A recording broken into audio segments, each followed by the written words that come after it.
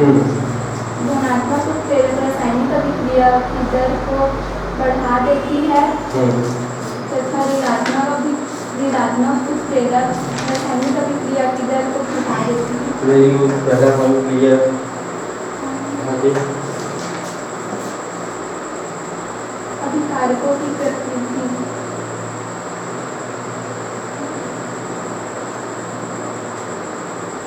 कैसी होनी चाहिए अभिकारकों की प्रकृति?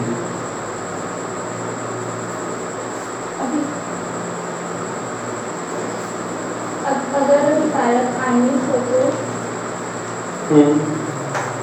अभिक्रिया तीव्र गति से होगी, अगर अभिकारक आणविक हो तो अभिक्रिया मंद गति से होगी। ठीक है,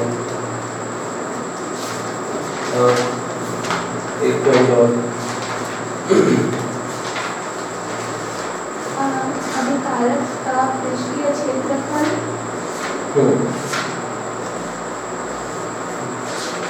अभिकारक जितना सूक्ष्म होगा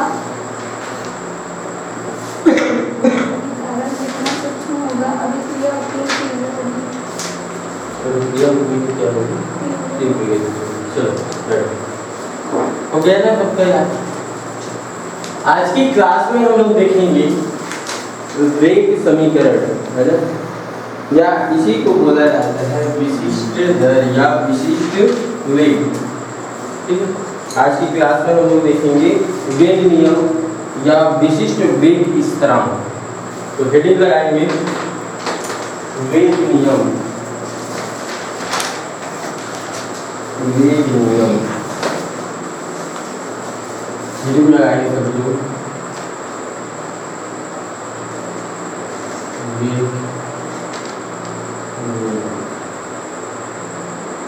वेग, ठीक है, ये वेग नियम क्या है? मान के चलते हैं ए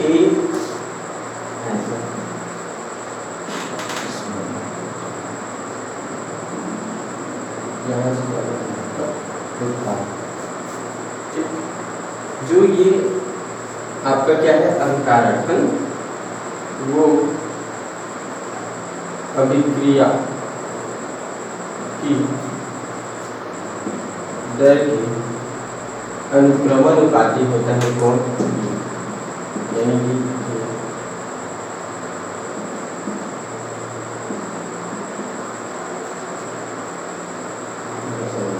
अब परिभाषा कैसे बना सकते हैं? किसी भी अभिकारक के, है ना, किसी भी अभिकारक के सक्रिय अणुओं का, है ना, किसी भी अभिकारक के सक्रिय अणुओं का गुणनफल अभिक्रिया की दर की क्या होता है? अनुक्रमानुपाती होता है।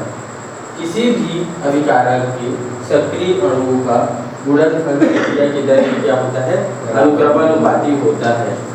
अब अनुक्रमानुपाती को हटाकर एक नियतांक लगाते हैं जिसे बोला जाता है कि आपका के। के जहाँ क्या है? दर स्थिरांक, ये क्या है आपका नियतांक। तो इसका मान क्या हो जाएगा? ए।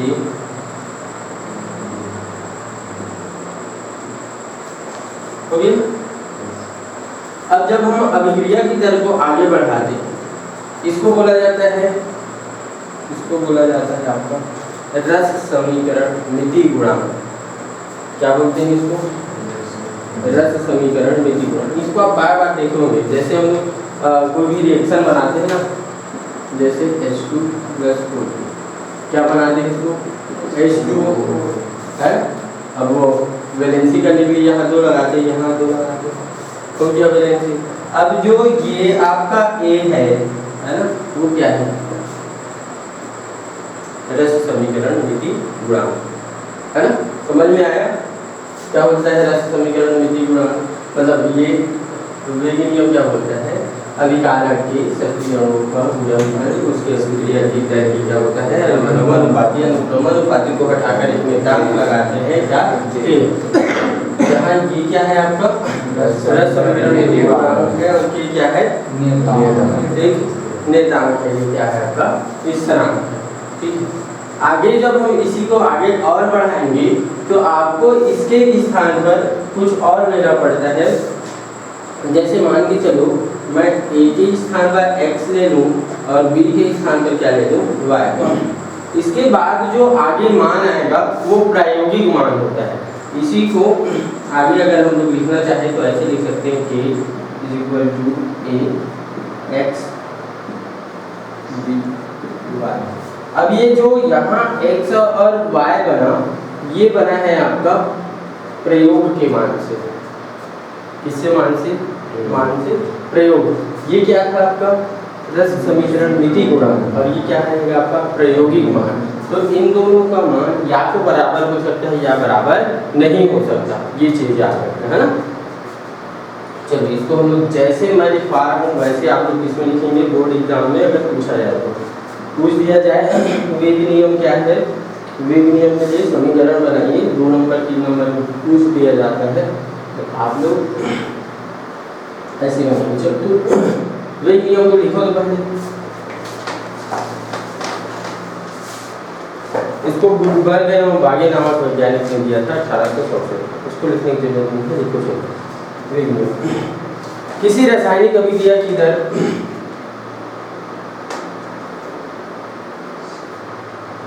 किसी रासायनिक अभिक्रिया की दर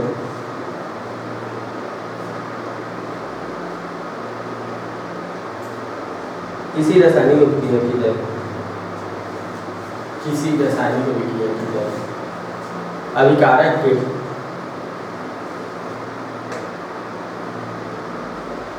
किसी रासायनिक अभिक्रिया की दर अभिकारक के सक्रिय अणुओं की गुणनफल के अभिकारक के सक्रिय अणुओं की गुणनफल के सक्रिय अणुओं की गुणनफल के समानुपाती होती है, समानुपाती होती है, समानुपाती होती है। अभिकारकों के गुणांकों को अभिकारकों की गुणांकों को अभिकारकों की गुणांकों को उसके घात के रूप में लिखा जाता है या व्यक्त किया जाता है, उसके घात के रूप में व्यक्त किया जाता है।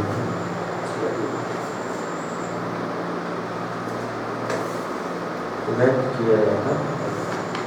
इतना कुछ लिखने के बाद अब ऐसे लिखेंगे क्या था अपना small a capital A plus small b capital B, है ना। ये क्या बना रहा था? कोई भी आपका क्या उत्पाद बना रहा था, ठीक है। अब इसके जो उत्पाद है उसको कैसे लिख सकते हैं हम लोग? उत्पाद इसको कैसे लिखेंगे? घात के रूप में लिखेंगे अभिकारक। तो अभिक्रिया की दर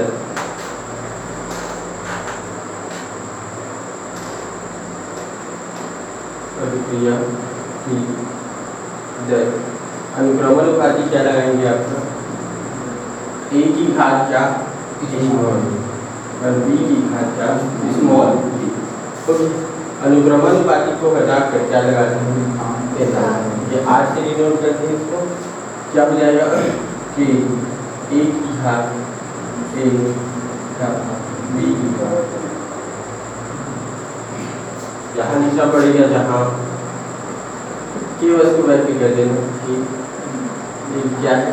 उधर स्थिरांक है या क्या लिख सकते हो?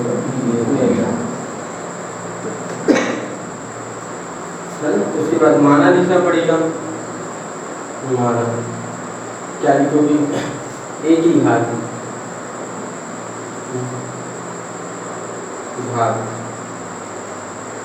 क्या हो? x तथा b की घात y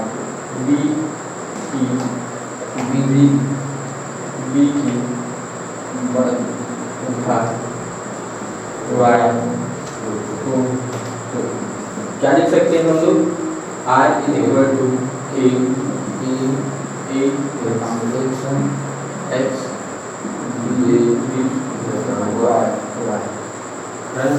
फिर लिख सकते हैं हम लोग जैसे ब्रैकेट करके, जहाँ x और y का मान a के बराबर हो भी सकता है नहीं। क्यों? क्योंकि ये क्या है आपका प्रायोगिक मान दिया जाता है। के मान ए तथा बी का ए तथा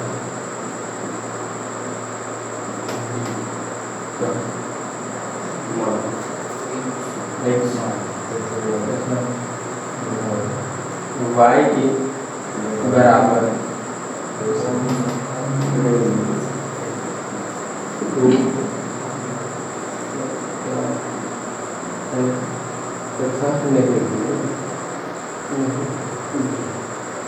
क्योंकि x तथा y एक क्या है प्रायोगिक मान वेग नियम है। तो यहाँ तक आपको कम से कम लिखना पड़ेगा, 3 नंबर में आता है। वेग नियम क्या है? वेग नियम समीकरण की उत्पत्ति किसके पास समझ में आया? इसको ऐसे क्रम से लिखिए।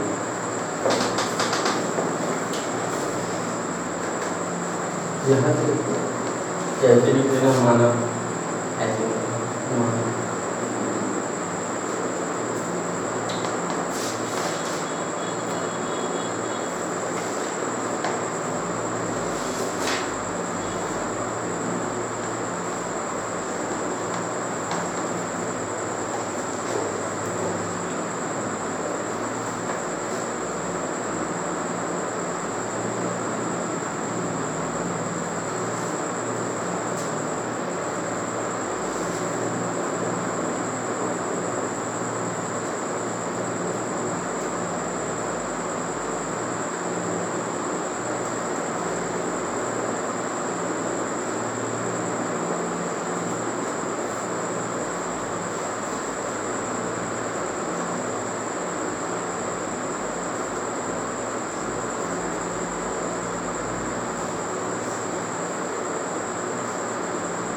देखो। इसके बाद अगर इसको और आगे बढ़ाना चाहो तो बढ़ा सकते हो, क्योंकि r का मान हम लोग पिछले दफा निकाले थे।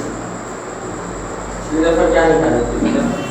Minus D R upon D T लिख सकते हो या डेल्टा लिख सकते हो, कोई दिक्कत नहीं। ठीक, अगर आप कारक के लिए लिखते हो ऐसे लिख सकते हो। लिखे हो नहीं लिखे? अरे गधो लिखवाया तो था। इसका मान जी आज का इस तरह देखो, नहीं लिखे? और देखो और क्लास पर जाओ, शुरुआती दिन पढ़ाया था मेरे ख्याल से।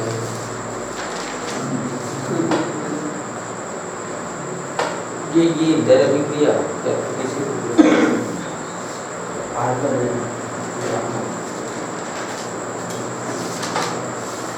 या आप किससे प्रदर्शित कर सकते हो?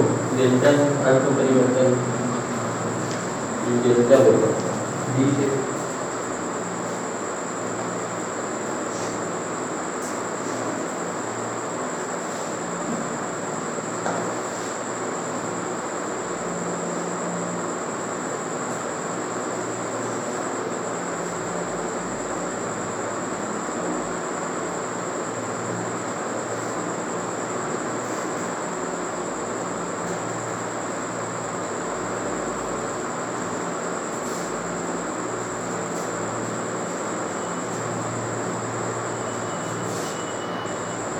जैसे यूनिक में से लगेगा तो फिर आपको में दिक्कत थोड़ी होगा।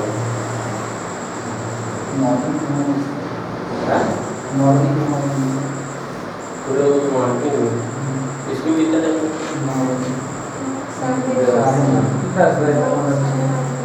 बस में तो जाओगे ना 9:30 बजे, 9 बजे इतना टाइम निकलोगे तो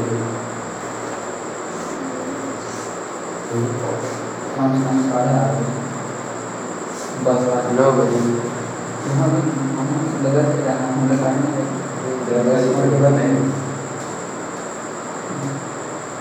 चलो देखेंगे 16 के बाद। 16 के बाद ही स्कूल खुल रहे हैं। ये महीने तो पूरा ऐसे ही जाएगा।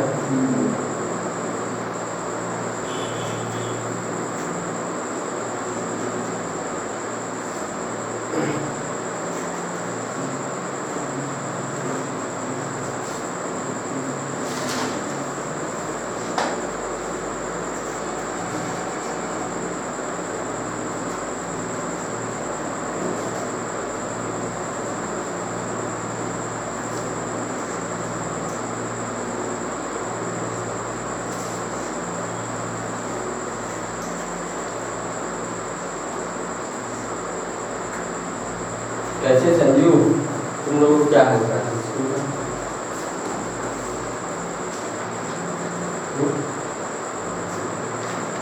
कुछ पता किए हो कैसे?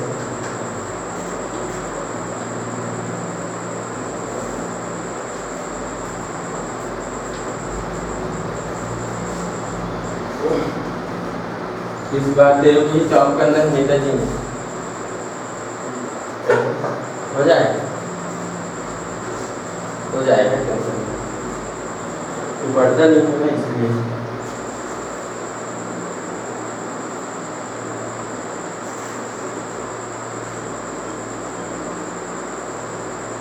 संस्कार में 3-4 लोग भी हैं, 2, 4, 5 हैं, उन्हीं में से किसी का हो अपने अपने स्कूल में जॉब करना चाहिए। पिछले साल वाले तो पीछे हो गए थे, बस नेताजी वाले बस की लड़की से बात में 74% आई।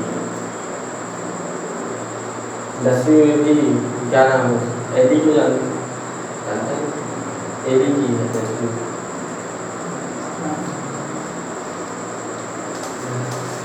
ये और हाई स्कूल में परसेंटेज यहाँ से ज़्यादा आया था, लेकिन वहाँ टॉप ही नहीं किए। अपने सेंटर से उसका आया था यमन का 84%, और वो अपने स्कूल में टॉप ही नहीं कर पाया। सर कोई दिक्कत नहीं, उसका आया था अल्ताफ का आया है मेरे ख्याल से 86% के आसपास।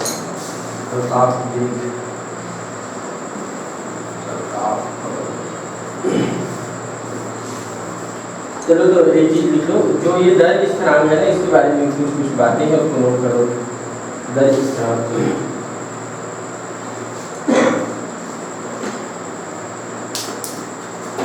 लिखो, तो दर स्थिरांक के बारे में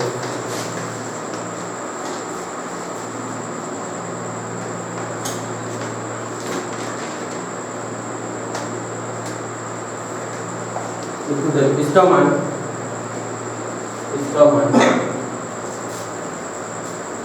किसका मान, ये जो दर स्थिरांक है ना, या वेग स्थिरांक है, इसका मान अभिकारकों की सांद्रता पर निर्भर नहीं करता है। इसका मान अभिकारकों की सांद्रता पर निर्भर नहीं करता है।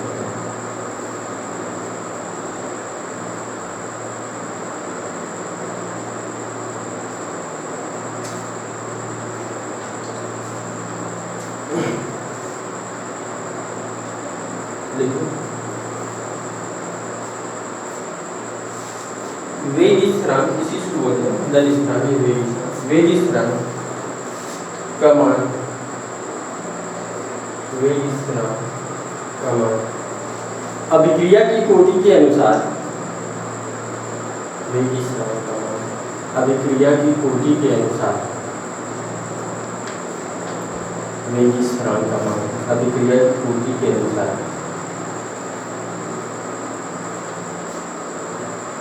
अलग अलग होता है। अभिक्रिया की कोटि के अनुसार अलग अलग होता है।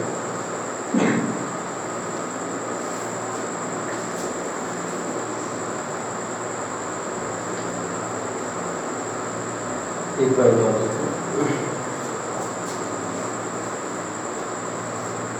इसका मान ताप पर निर्भर करता है, इसका मान ताप पर निर्भर करता है।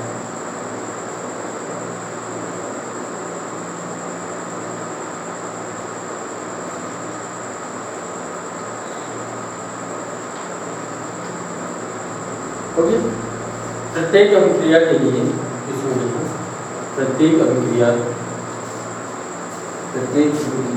के लिए निश्चित तापमान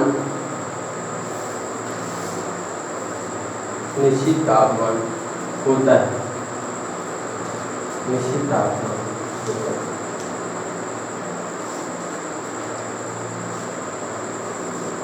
एक चीज आप लोग घर में जाके पढ़ लेंगे, नोट डाउन करेंगे छोटी सी। अभिक्रिया की दर तथा वेग स्थिरांक में अंतर, अभिक्रिया का वेग या वेग स्थिरांक में क्या पढ़ोगे, अंतर। नोट डाउन करो, इसको लिखोगे आप लोग। अभिक्रिया की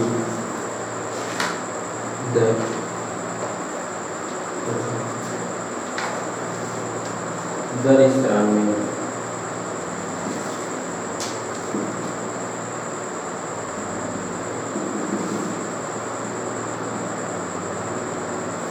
ये चीज नोट करेंगे ना।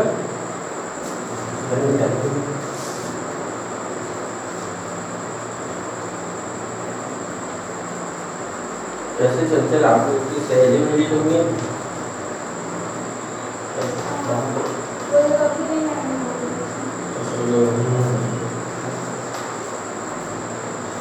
कौन मुसाई की बेटी आई थी तो आई सर में तो आ जाएंगे। क्या नाम है उसका? वो लहरी का नाम है नेल्किन। अब हेडिंग लगाएंगे अभिक्रिया की कोटि। अब यहाँ से स्टार्ट होता है जो आपके एग्जाम में पूछा जाता है। हेडिंग लगाएंगे अभिक्रिया की कोटि। ये जो है आपके एग्जाम में पूछा जाता है। अभिक्रिया की कोटि।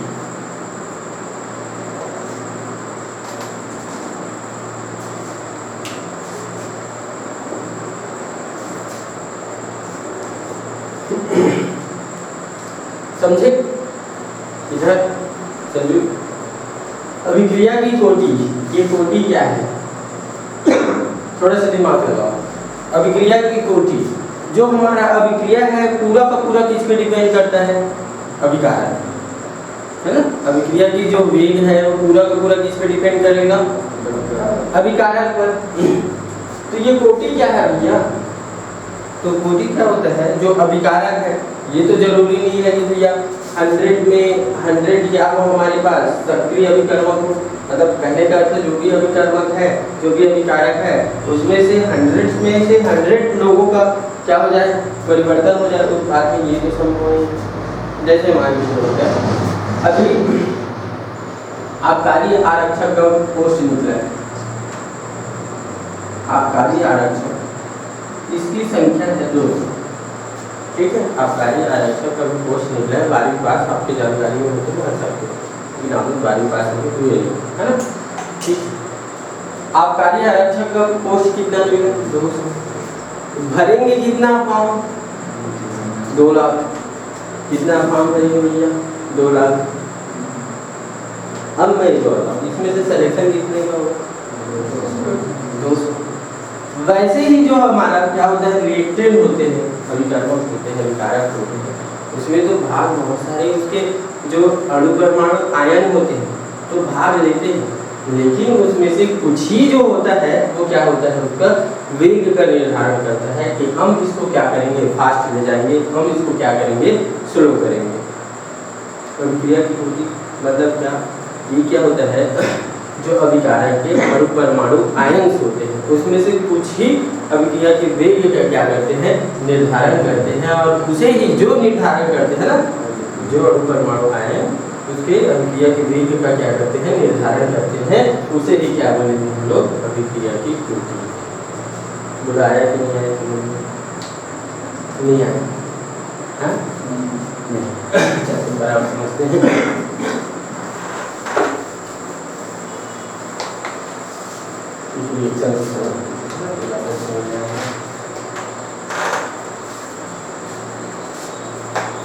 जैसे अपने पास एक रिएक्शन, ये कन्वर्ट हो जाता था आपका H2+। अभी HI के पास बहुत सारे क्या होंगे, क्या अणु परमाणु, अणु परमाणु और क्या होंगे, आयन। ठीक, क्या होंगे इसके पास बहुत सारे अणु परमाणु आयन होंगे। अब देखो सभी अणु क्या होंगे, सक्रिय तो हो नहीं सकते, कुछ कम ताकतवर होगा, कुछ अधिक ताकतवर। तो इसमें से जो सक्रिय अणु है जो अधिक ताकतवर है, वो अभिक्रिया को क्या करते हैं, फास्ट कराने में क्या करते हैं, काम करते हैं। वही क्या है आपका अभिक्रिया की कोटि। कोटि करने का सिंपल सा अर्थ है जो अभिकारक है उसमें उपस्थित अणु परमाणुओं की सक्रिय आयनों की संख्या, जितना ज़्यादा सक्रिय होंगे अभिक्रिया का वेग उतना ही क्या होगा, फास्ट होगा। ठीक है, तो इतना चीज कम से कम याद रखना।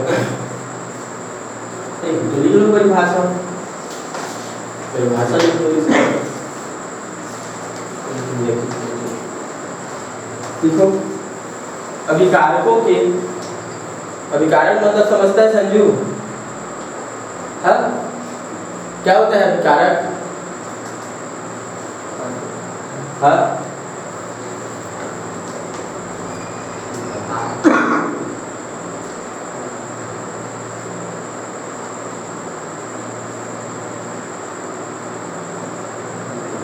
पहचान लेगा कि नहीं पहचान लेगा? कौन साइड रहता है? मान के जब इधर रिएक्शन हो रहा है, इस साइड रहेगा कि इस साइड रहेगा?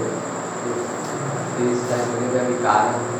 इस साइड क्या रहेगा? देखो अभी देखो, अभी की रिएक्शन लिखे थे 2HI,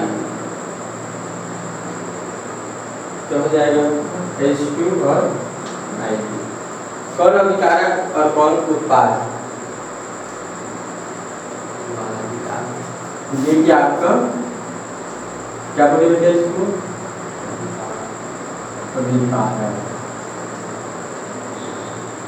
बहुत सुंदर। तो ये क्या है आपका?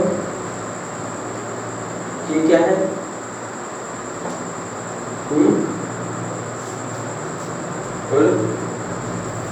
बोलो, उत्पाद बोलो ना। यहाँ से काम स्टार्ट हो रहा है, तो ये कैसे उत्पाद बन जाएगा?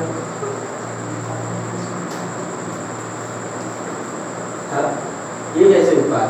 अभिकारक मतलब जो किसी भी रासायनिक अभिक्रिया के प्रारंभिक मान होता है। हाँ, शुरू में होता है भाई, समझ जाना। जो शुरू में है ये क्या होगा आपका अभिकारक, जो बाद में बना वो क्या होगा उत्पाद। बस क्या क्या उल्टा पुल्टा बोलता रहता है, तो ध्यान रहता नहीं है तेरा। कैसे? चलो लिखो इसके बारे में।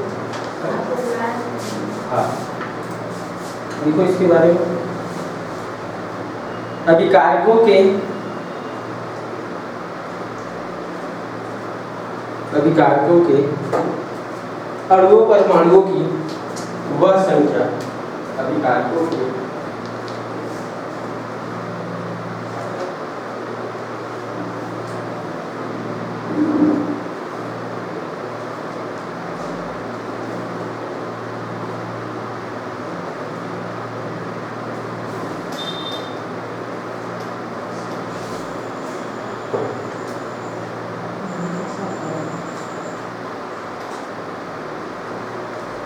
तो ये वह संख्या जो किसी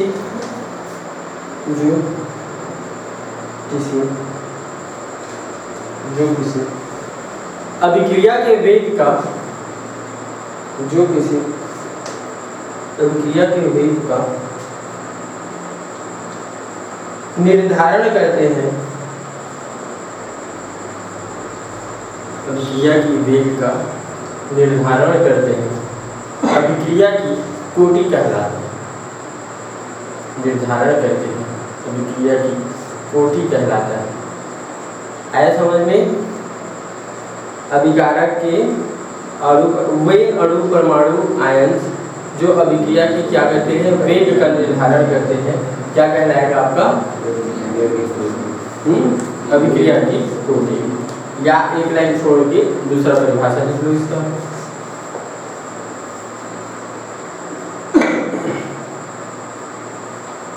देखो किसी अभिक्रिया की कोटि, किसी अभिक्रिया की कोटि,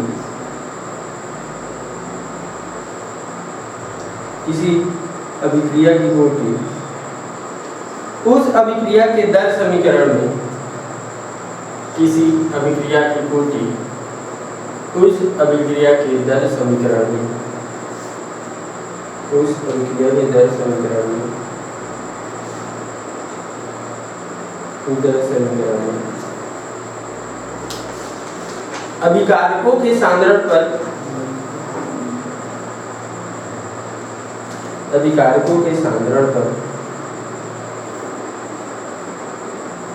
दर्शाई गई समस्त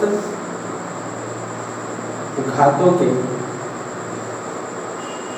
दर्शाई गई समस्त घातों के योगफल के तुल्य होता है। समस्त घातों की योगफल के तुल्य होता है। समस्त घातों के योगफल के तुल्य होता है। योगफल के तुल्य होता है। ओके, ये परिभाषा हो सकती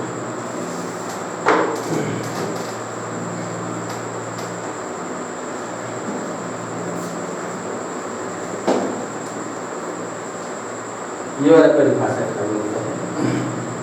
देखो इधर माना कोई अभिक्रिया हो रही है ना, माना कोई अभिक्रिया हो रही है जो small A plus capital A small B capital B से क्या बना है आपका प्रोडक्ट बनाना है ना, क्या बनाना है आपका उत्पाद बनाना है।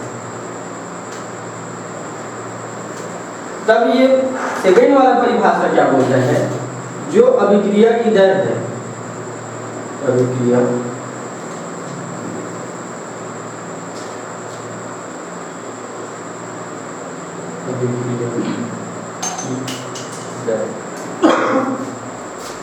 वो इसके सक्रिय अणुओं के घातों के रूप में व्यक्त किया जाता है और किसके रूप में लिखा जाता है, इसको गुणनखंड के रूप में ऐसा होता है। यानी कि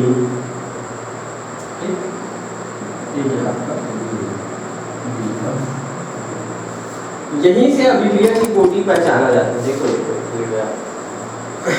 यहीं से क्या किया जाता है, अभिक्रिया की कोटि पहचाना जाता है।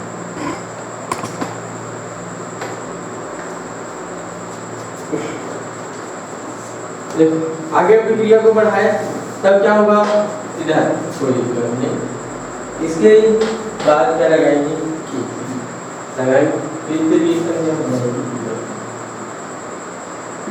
यानी कि सर, यानी कि सर आप ये बताओ कि इसका क्या काम है, इसका और इसका क्या काम है। यही तो कोई सक्रिय अणु है जो अभिक्रिया की वेग को क्या करती है, प्रभावित करती है या निर्धारित करती है कि अभिक्रिया तीव्र होगा कि फास्ट होगा। इसी से हम लोग क्या निकालेंगे, कोटि निकालेंगे। क्या निकालेंगे, कोटि। कोटि इज इक्वल टू क्या लिख सकते हैं, इनके घातों को जोड़कर हम कोटि ज्ञात करेंगे, यानी कि a प्लस बी। अरे क्या हो जाएगी, ये अभिक्रिया की क्या निकालेंगे, कोटि, है ना।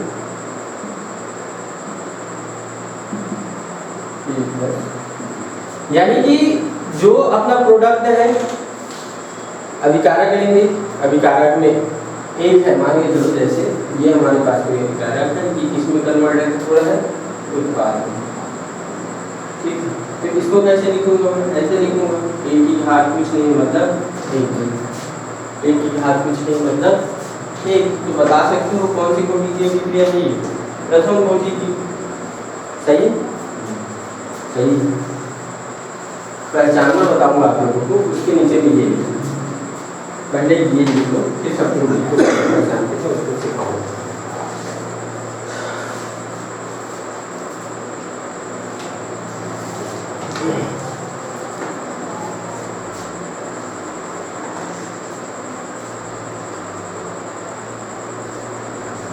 मिला कोई ऐसा फिजिक्स टीचर मेरे को अपने वहाँ स्कूल में सर बोल रहे थे पढ़ा सकता हूँ,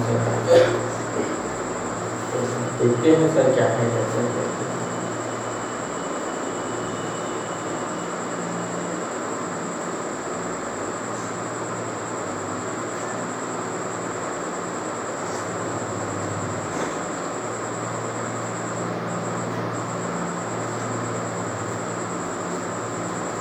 क्या है, हमको ऐसा फ्री टीचर चाहिए जो दोनों समय आ सके। अब दोनों टाइम कौन आ सकते हैं? तो सरकारी स्कूल के टीचर्स आ सकते हैं, या तो कुछ जो तैयारी कर रहे हैं वो आ सकते हैं, या तो जो 10 बजे के बाद किसी प्राइवेट स्कूल में पढ़ाने के लिए जाते हैं वो आ सकते हैं। ये करना है।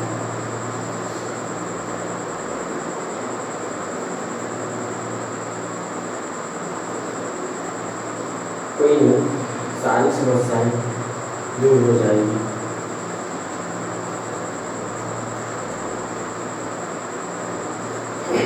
हो गया? हो गया ना? इधर हो गया जी? कुछ बोलते नहीं हो तुम लोग, एकदम शांत शांत से रहते हो।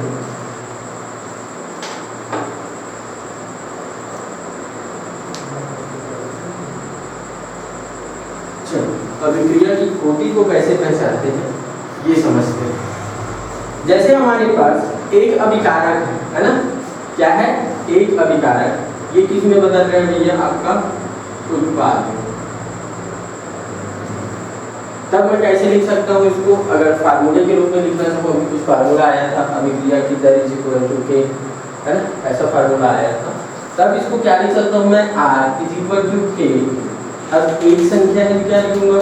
एक लिखूंगा कि नहीं लिखूंगा भाई? लिखूंगा। सही, घात एक है तो उसको जो इसकी संख्या एक है तो दर्शाने की कोई जरूरत नहीं। अब हम बता सकते हैं, क्या बता सकते हैं? इसकी संख्या अगर एक है तो हम लोग कौन सी कोटि की बोल सकते हैं? प्रथम कोटि। किसी का भी घात एक रहे तो उसका मान कितना आता है? हाँ, जितना जिसका घात निकालेंगे उतना ही आएगा। हाँ? कितना आएगा? एक का घात निकालेंगे तो ए ही आएगा। यहाँ जो संख्या रहता है ना उसको n से डिनोट करते हैं, नंबर। अब इसकी देख लो, यहाँ कितना संख्या है, उसी के अकॉर्डिंग आप कोटि को डिसाइड करोगे। इतनी संख्या है, कुछ नहीं, मतलब क्या? एक। तो ये कौन सी कोटि की होगा? प्रथम। अगर यहाँ 0 आ जाता तो शून्य कोटि के रूप में हो जाता, प्रथम कोटि। ए प्लस बी, यहाँ से क्या बनाओ? उत्पाद। क्या बनाओ? उत्पाद। तो R इज इक्वल टू क्या लिख सकता हूँ मैं? क्या लिख सकता हूँ कि ए नहीं है कुछ नहीं, मतलब कुछ नहीं, मतलब एक है, समझेंगे ना? अरे ये हो गया जी, बताओ। n इज इक्वल टू क्या? 1 प्लस 1, फिर क्या आ जाएगा? 2, यानी कि क्या आपका द्वितीय कोटि। पहचान लोगे अब? चलो 2a plus b is equal to r। बताओ r क्या लिख सकता हूँ कि a की घात कितना? 2, b की घात कुछ नहीं, तो n is equal to 2 plus 3, 2 plus 1 is equal to 3, 2 plus 1 is equal to 3। ये क्या होगा आपका? तृतीय कोटि। कौन सी कोटि? तृतीय कोटि। तो आप ये बताएं, 2a प्लस 2b। और ऐसे बढ़ाते जाओ 3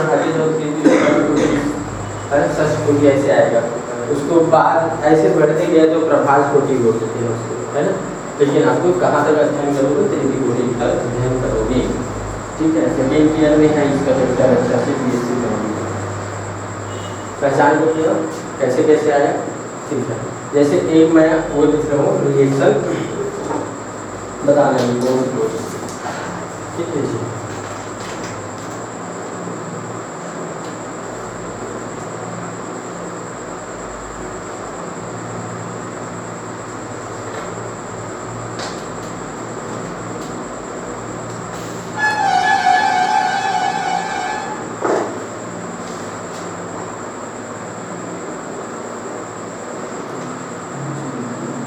H2 प्लस आएगी। चलो बताएंगे कौन सी कोटि की रिएक्शन है ये? क्या आई है ना वो 1 द्वितीय कोटि। बताओ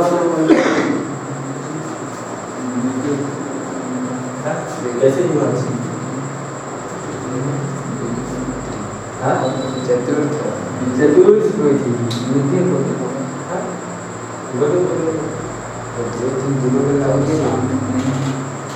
तो अधिकार में या आप अभिकारक कर लेंगे तो क्या पावर चाहिए कैसे द्वितीय को सामने द्वितीय कोटि द्वितीय का कोई द्वितीय कैसे द्वितीय कोटि? यहाँ दो है सर, यहाँ दो द्वितीय कोटि है सर, यहाँ दो है इसलिए द्वितीय कोटि। पहचानने के लिए आ जाए कैसे बताओ इधर कौन सी चतुर्थ कोटि?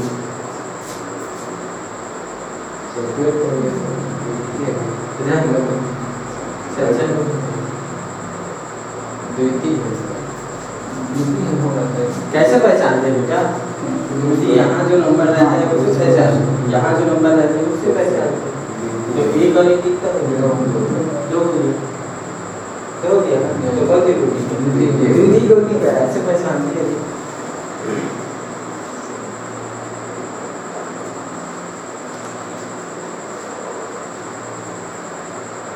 आपको क्या देखना है? आपको देखना है क्या भैया? अभिकारक देखना है ना? आपको क्या देखना है? अभिकारक। जैसे ये हो गया 2NO प्लस O2, ये बना लिया कौन सा कोटि का? ये बताना तो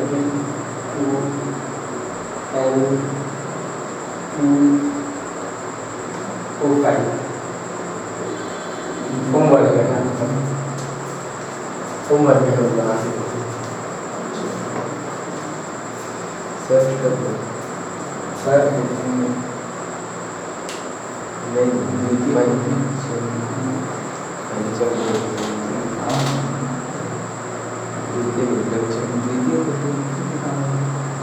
बना के आना उसको, ये लिख लो आप लोग नीचे में ऐसे देखिए, अभिक्रिया की कोटि ऐसे लिख लो, फिर ये लिख लो। ये आपका होमवर्क है। कौन सा? ये और दूंगा लास्ट में भी बहुत सारा कोटि पहचान क्या है।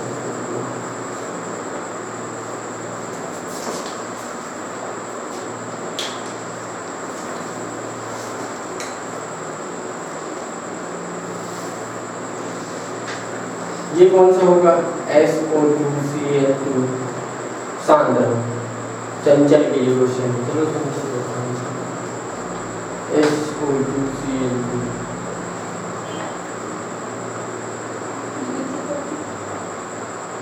कहाँ से यहाँ लिखना है आपको। एक है तो क्या होगा? लिख लो इसको।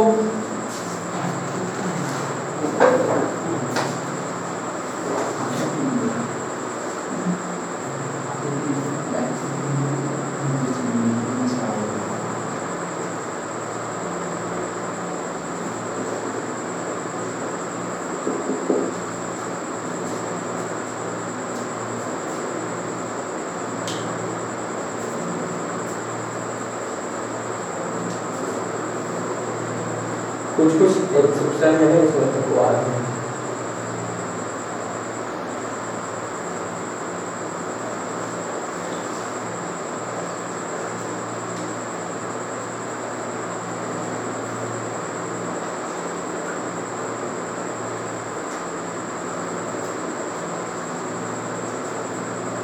इसके ऐसे जगह छोड़े क्या इसका वो लिख देते थे एग्जाम पर, ऐसे बन जाएंगे बगल में बन जाएगा। तो ये लिखो NH4 छोटा छोटा दिख जाएगा, पूछ लेगा NH4 NO2, ये बनाता है आपका N2 + 2H2। ये कौन सी कोटि का हो गया आपका? प्रथम कोटि का। इधर नहीं देखना है किसी को, इधर देखना है NH4 NO2, फिर ये देना है N2 + 2H2O। ये हो गया क्या आपका? प्रथम कोटि। द्वितीय कोटि के अंतर्गत एग्जाम्पल लिख लेंगे 2HI, तो ये क्या बनाता है आपका? H2 और I2। तृतीय कोटि के अंतर्गत ये लिख देना आप लोग 2NO + O, ये क्या बनाएगा, ये बनाएगा आपका